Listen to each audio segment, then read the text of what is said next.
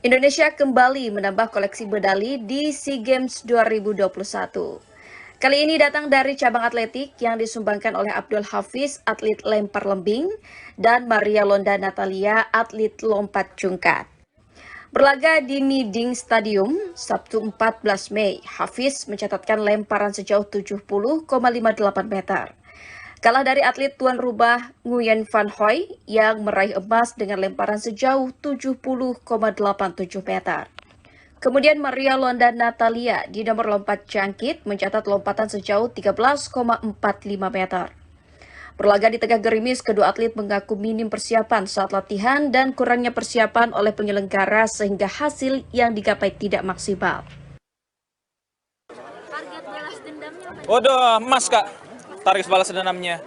Dan kalau bisa juga saya bisa memecahkan rekor SEA Games maupun rekor nasional.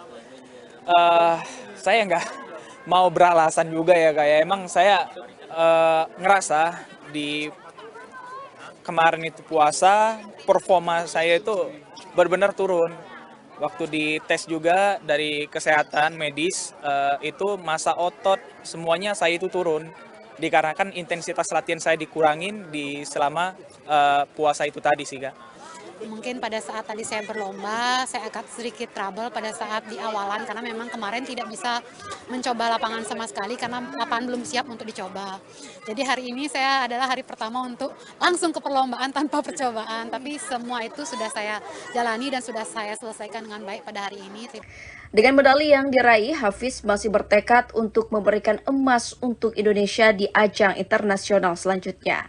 Sedangkan untuk Maria Londa, medali yang didapatkannya menjadi bekal dalam mengikuti nomor lompat jauh. Dari Hanoi, Vietnam, Farah Khadijah, Kantor Berita Antara, mewartakan.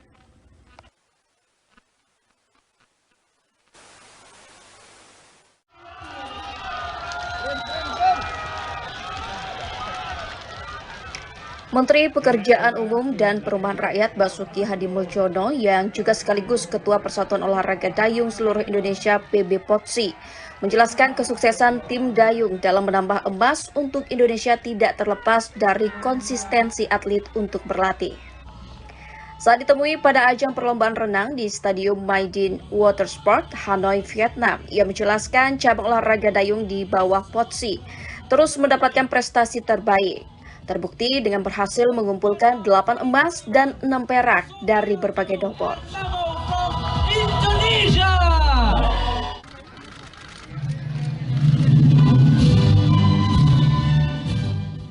Saya kira konsistensi dari latihan. Kami mempunyai tipikal latihan yang di Jatiluhur, ya, baik asramanya maupun tempat latihannya, dan juga di Pengalengan. Di situ Pengalengan kita bikinkan asramanya. Ini teamwork terus kita bina terus, termasuk latihannya yang konsisten. Ia mengevaluasi klasemen sementara cabur dayung. Menurutnya seluruh perolehan emas didapatkan dari tim putra.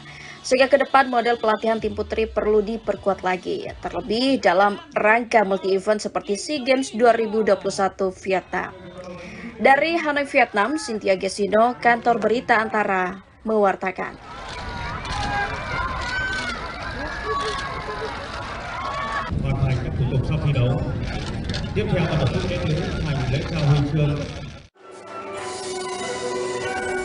Deputi Gubernur Bank Indonesia Doni Primanto Yuwono dan Gubernur Jawa Barat Ridwan Kamil meresmikan acara Karya Kreatif Jawa Barat KKJ dan Pekan Kerajinan Jawa Barat PKJB tahun 2022 di Bandung, Sabtu 14 Mei.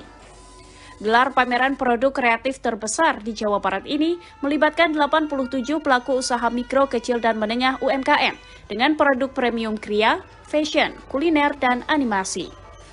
Sesuai dengan tema tahun ini, pameran ini digelar untuk mewujudkan ekosistem ekonomi hijau yang turut mendukung ekosistem ekonomi digital dengan menghadirkan transaksi non-tunai.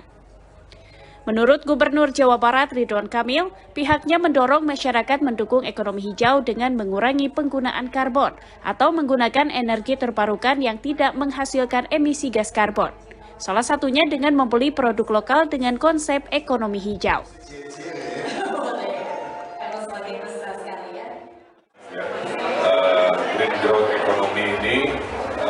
satunya adalah sumber energinya, kalau bisa energi hijau, kemudian sumber material sebelum produksinya juga dicari yang terdekat, dijual juga jangan terlalu jauh. Kombinasi ini, apalagi dengan bahan daur ulang yang berkualitas misalkan, dan gaya hidup rendah karbon inilah yang dibudayakan di Jawa Barat. Ditargetkan dalam rangkaian KKJ dan PKJP 2022 akan tercapai peningkatan nilai transaksi setidaknya 10% dibandingkan tahun 2021 lalu, yang mencapai 7,7 miliar rupiah lebih. Menurut Deputi Gubernur Bank Indonesia Doni Primanto Yuwono, pihaknya mendukung produk UMKM di Jawa Barat masuk ke dalam e-katalog sesuai afirmasi Presiden Joko Widodo agar dibeli oleh pemerintah dalam belanja barang. Belanja daripada seluruh pemerintah daerah mungkin hampir sampai 400 triliun.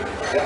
Kita bisa bayangkan kalau kita bisa membina UMKM itu masuk ke dalam e-katalognya pemerintah daerah Provinsi Jawa Barat dan pemerintah pusat, artinya UMKM Jawa Barat bisa masuk ke dalam e-katalog. Itu sudah, kalau istilah Pak Ridwan dulu, Pak Doni cari off-taker. Nah, itu udah off-taker di pemerintah. Doni juga mengungkapkan pertumbuhan ekonomi pasca pandemi meningkat hingga 5,61% di atas rata-rata nasional yang mencapai 5,01%. Diharapkan dengan acara KKJ dan PKJB 2022 dan masuknya produk UMKM ke e-katalog akan meningkatkan pertumbuhan ekonomi Jawa Barat lebih signifikan. Dari Bandung, Jawa Barat, Dian Hardiana, Kantor Berita Antara mewartakan.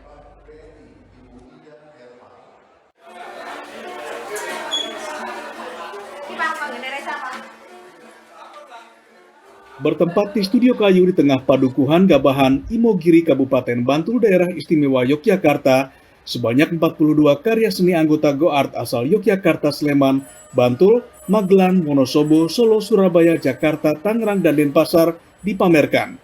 Mulai karya dengan menggunakan goresan pensil, pulpen, krayon hingga arang, dengan menampilkan berbagai tema, mulai profil tokoh hingga kritik sosial. Alirannya pun beragam, mulai realis, impresif, abstrak, hingga surrealis. Yang menarik semuanya ditampilkan dalam bentuk gambar di atas kertas berukuran kuarto, sehingga dilabeli eksibisi seni drawing kuarto, yang untuk pertama kalinya digelar di Bantul, sehingga mendapat apresiasi dari Wakil Bupati Bantul Joko Budi Purnomo yang membuka pameran secara resmi pada 15 Mei. Yang juga membuatnya istimewa, pameran digelar serentak di 7 lokasi, yakni Magelang, Solo, Yogyakarta, Bantul, Imogiri, dan Kalasan.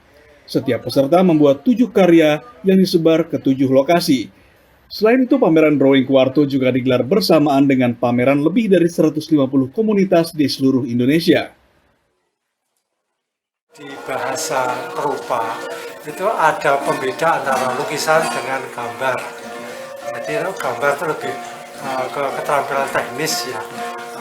Kalau lukisan itu sudah konkret unsur-unsurnya. Ini konsep yang sangat baik, sangat cerdas, di mana ini ada nuansa untuk menggerakkan semangat kepada generasi kita, terutama para perupa, untuk kembali bangkit setelah COVID-19, ya kan, kembali berkarya. Melalui pameran drawing kuarto rencananya akan digelar hingga 31 Mei mendatang.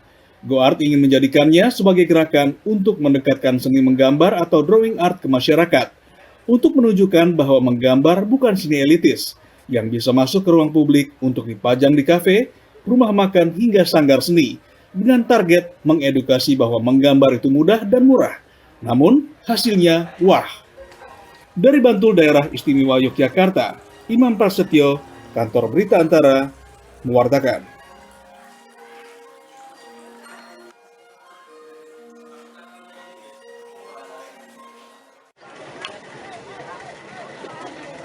Sebanyak 56 peserta pada 15 Mei mengikuti lomba jukung atau dayung tradisional di kawasan wisata Sungai Katulistiwa, Desa Sungai Rangas Tengah, Kabupaten Banjar, Kalimantan Selatan.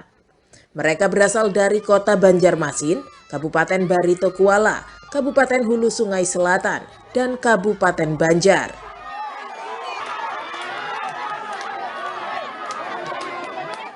Dinas Pemuda dan Olahraga setempat menerapkan kategori kayuh ba'anam untuk perlombaan tersebut. di mana jumlah pendayung berjumlah 6 orang dengan jarak lintasan sepanjang 500 meter.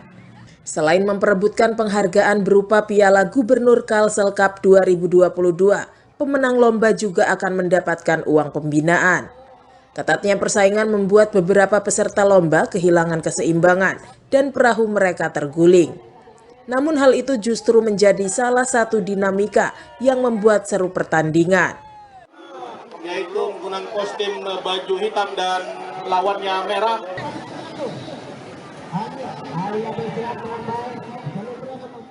Kerja sama tim yang penting lah.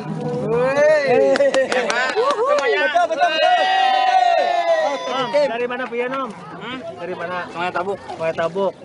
Sudah lancar kamu mempati lomba dari Pertama kali. Ini bagaimana kita agar membangkitkan kembali gairah berolahraga, walaupun di pandemi kan masih belum berakhir, tapi tetap kita laksanakan kegiatan ini. Kemudian ini juga mengangkat pariwisata daerah. Selain menjaga dan melestarikan kearifan lokal, kegiatan tersebut juga diharapkan mampu mendukung bangkitnya pariwisata dan ekonomi masyarakat, khususnya di objek wisata sungai. Dari Kabupaten Banjar, Kalimantan Selatan, Latif Thohir, Kantor Berita Antara mewartakan.